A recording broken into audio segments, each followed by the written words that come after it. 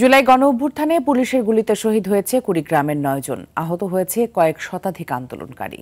সরকারের কাছ থেকে প্রয়োজনীয় সহযোগিতার পাশাপাশি হত্যাকারীদের দ্রুত বিচার নিশ্চিতের দাবি শহীদ পরিবারের।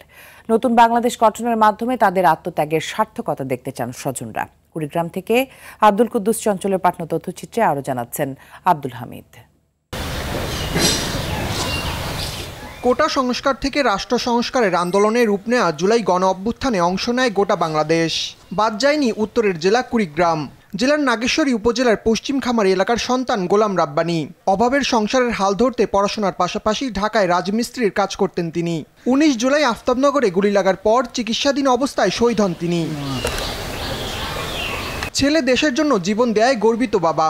সাহায্যের পাশাপাশি সুষ্ঠু বিচারের দাবি স্বজন ও এলাকাবাসীর। আমার ছেলে দেশের জন্য জীবন দিছে, এখন যে আমরা যে সংসার চলাবো, কিভাবে চলাবো, কি করবো, ওই ছেলের চিন্তায় আমার স্ট্রোক করে ফেলাইছে। হাসিনা তখন এই দেশে আর আসতে পারে না, আসলে সেই বিচার তখন তার প্রচুর পরিমাণ বিচার হয়। আমি বিচার চাই।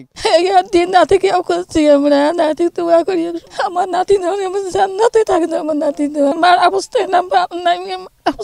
ছাত্র জনতার আন্দোলনের বিজয়ের দিন ৫ আগস্ট যাত্রাবাড়িতে পুলিশের গুলিতে শহীদ হন কুড়িগ্রামের আরেক যোদ্ধা রাশেদুল ইসলাম।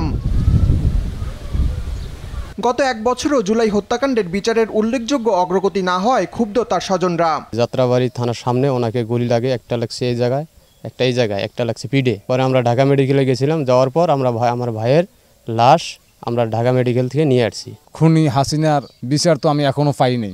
যে স্বৈরাচার বেঈমান হাসিনারকে আমি সরাসরি আপনার কাছে বিচার, আপনি গদি থাকাকালীন আমি বিচারটা দেখতে চাই। জেলার শহীদ পরিবারগুলোকে প্রয়োজনীয় সহযোগিতা করা হচ্ছে বলে দাবি করেন নাগেশ্বরী উপজেলার নির্বাহী কর্মকর্তা।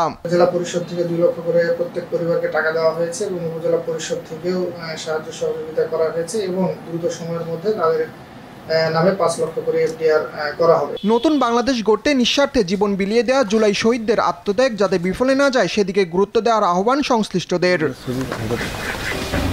আব্দুল হামিদ, RTV।